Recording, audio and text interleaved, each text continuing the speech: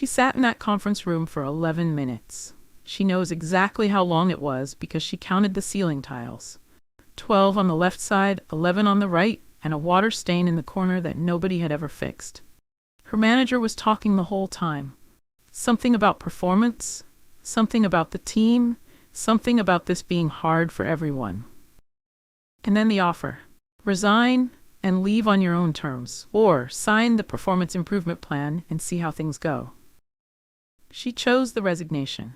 She drove home, called her mother, and cried for 40 minutes. And while she was on that call, while she was trying to explain to her mother why this felt like failure, even though she knew it was not her fault, her manager was sending an email to HR. The subject line was 4 words: voluntary separation, no package. And HR replied in 6 minutes, with a thumbs up. What happened in that conference room was not a conversation. It was a transaction, and she was the only person in the room who did not know that. My name is Diana, and I expose the hidden rules of the American workplace, the ones your employer knows and absolutely counts on you not knowing. Subscribe right now and hit that bell, because what I am about to tell you could be worth tens of thousands of dollars the next time you walk into a room like that. Let me tell you what that 4-word subject line actually meant. When an employee resigns, even when they resign under pressure, even when they were given a choice that was not really a choice, the company owes them almost nothing. Their final paycheck. Accrued vacation time in states that require it. That is it. No severance. No unemployment. No negotiation. Because in the eyes of the law, they chose to leave. It does not matter that the choice was made in a room with no windows after being told the alternative was a performance plan designed to make them fail. It does not matter that they had been with the company for years, that their last reviews were positive, that nothing had changed except the company's priorities. Resignation is voluntary. Voluntary means you chose it. And choosing it means you get nothing. The company knows this math before you walk into the room. You are supposed to figure it out after. This is what I call the courtesy exit. It sounds like an offer. It is framed as a kindness. Your manager will say things like this: way you leave on your own terms, or it looks better for your references, or we want to make this as easy as possible for you. Every single one of those sentences is designed to make resignation feel like your idea. Because the moment it becomes your idea, the company's financial obligation to you disappears. Think about what that resignation actually saved the company. According to workforce research, including studies by the Society for Human Resource Management and the Center for American Progress, the average cost to a company of an involuntary separation, including severance, unemployment insurance contributions, and benefits continuation, is roughly 40% of that employee's annual salary. For someone earning $60,000 a year, that's $24,000. For someone earning $80,000, that is $32,000. That is the number your manager was thinking about in the conference room. That is the number behind the phrase, leaving on your own terms. You were not being offered dignity. You were being offered the opportunity to save the company $32,000 for free. And the hardest part about the courtesy exit, the reason it works almost every single time, is that it targets you at exactly the moment when you are least equipped to think clearly. You are sitting across from your manager. You are humiliated. You are scared. You have a mortgage or a kid starting school in 3 months, or a mother you call every Sunday who is going to ask what happened. And someone is telling you there is a clean way out. Of course you take it. That is exactly what they are counting on. Now let us talk about the other option they offered, the performance improvement plan, because most people who do not resign take the PIP thinking they are buying themselves time. They are not buying themselves time. They are building the company a paper trail. Here is how a PIP designed to fail actually works. The goals are real, but the timeline is impossible. 30 days to hit targets that would normally take a quarter. Coordination required with teams who are unavailable, overloaded, or simply not responding to internal requests. You cannot succeed. That is not an accident. That is the design. Because at the end of 30 days, when you have not hit the targets, when you could not have hit the targets, the company has documentation of failure to meet performance standards. And with that documentation, they can terminate you for cause. No severance. Contested unemployment, a separation record that reads performance-based termination instead of laid off. The PIP was never an alternative to resigning. The PIP was the mechanism for making termination look justified. Resign and they save the money. Accept the PIP and they build the documentation to justify saving the money anyway. Both paths lead to the same place. There's only one path that leads somewhere different, and it is the path nobody mentions in the room. She did not know it existed. Most people do not. The third option is the one that is never offered because it is the one that costs the company the most. Say no to both. No to the resignation.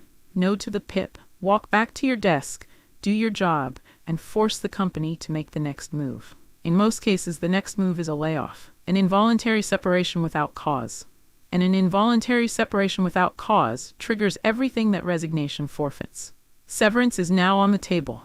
Unemployment benefits become available. Accrued paid time off gets paid out in full. Health insurance continuation under COBRA is triggered, and in some packages, the company covers a portion of the premium for a defined period. In some cases, a letter of recommendation can be negotiated as part of the separation agreement. In some cases, outplacement services, career coaching, resume support, job placement assistance are included and funded by the company. All of it unavailable to the person who resigned. None of it out of reach for the person who said no. Companies avoid this outcome not because they cannot afford it, but because they prefer not to. The conference room conversation exists specifically to prevent it. When you say no in that room, you are not being difficult. You are forcing the company to be honest. Let me tell you about Kesha. Kesha worked at a financial services company in Charlotte, North Carolina. 5 years in. 2 positive reviews. A team that depended on her. She was called into a conference room on a Thursday morning and offered the same choice, resign or sign the PIP. And Kesha did something that changed everything. She did not cry, though she wanted to. She did not resign, though every instinct she had was telling her to end the discomfort and get out of that room. She said 4 words. I need some time. That is it. 4 words. She asked to think about it overnight. Her manager said of course. HR said they understood. And Kesha went home and called an employment attorney. The attorney reviewed her last 2 performance reviews. Both positive, both on file. The attorney told her something nobody in that conference room was ever going to tell her. A performance improvement plan following 2 consecutive positive reviews is very difficult for a company to defend if the termination is ever disputed. The next morning, Kesha walked back in and told her manager she was not comfortable with either option and would prefer to remain in her role. The company laid her off 4 days later. And here is what Kesha received. 11 weeks of salary, 3 months of health insurance continuation, full payout of her accrued PTO, 61 hours, and a letter of recommendation signed by her department head. But Kesha was not done. She did not sign the agreement when it arrived. She read every word of it over 2 evenings. Then she sent HR a calm, professional email. She noted that her responsibilities had expanded significantly in the past year, and that the initial offer did not reflect the time she would realistically need to land her next position. She asked for 14 weeks instead of 11. HR replied the next day. Severance is calculated strictly by tenure. It is company policy. Kesha wrote back that same afternoon. She said she understood and appreciated the policy. She also mentioned, without elaborating, that she had spoken with an employment attorney who had some questions about the timing of the PIP relative to her most recent performance review. HR called 3 days later. They could not do 14 weeks, but they could do 13, and they would extend the health insurance by an additional 6 weeks. Kesha said that worked. She signed on a Friday. Here's what nobody tells you about a severance agreement. It is not a gift. It has never been a gift. The company is not being generous. They are making a purchase. Nearly every separation package includes 3 things: a non-disparagement clause, a non-disclosure agreement, and a release of legal claims. The company is paying you to agree not to sue, not to talk publicly, not to organize, not to disrupt. That agreement has a price. Until you sign it, you set the price. And the fear most people carry into that negotiation The fear that asking for more will cost them the offer entirely is almost never justified. Think about it from the company's side. An employee who has just been let go with no severance and no non-disparagement agreement is free to say whatever they want to whoever they want. Former clients, industry competitors, LinkedIn, Glassdoor, anyone. An employee with a contested exit and a story about a PP that followed 2 positive reviews is a liability the company cannot quantify. The math always favors paying a little more to close things cleanly. HR will tell you the offer is fixed. It is policy. It cannot be changed. They told Kesha that too.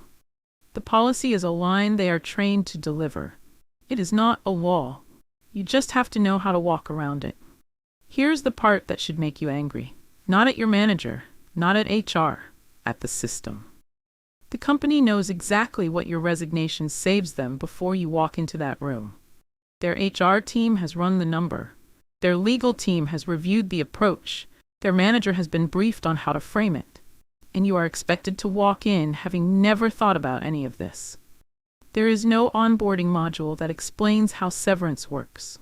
There is no section in your employee handbook that says, if we ever try to push you out, here is what you are entitled to, here is what we would prefer not to pay, and here's how to ask for more. The information gap is not an accident. It is the system. The company's advantage in that conference room is not that they are smarter than you. It is that they had the conversation before you arrived and you are having it for the first time.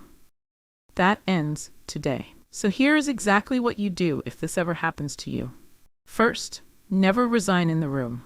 No matter how much pressure you feel, no matter how badly you want the discomfort to end, no matter what they tell you about how much better it looks, you say, I need some time to think about this, and you leave. That phrase, I need some time, is the most valuable thing you can say in that moment. It costs you nothing. It buys you everything. It prevents an irreversible decision from being made in the worst possible mental state. Second, call an employment attorney that night. Not to start a lawsuit, just to understand what you are dealing with. A single consultation, many employment attorneys offer a free initial call, can tell you whether your situation has any legal leverage and how strong a position you are in. If your recent reviews were positive and the PIP appeared without warning, that attorney is going to tell you something important. Third, do not sign anything without reading it twice. The severance agreement that arrives will feel like a formality. It is not. Read every clause. Understand what you are agreeing not to do.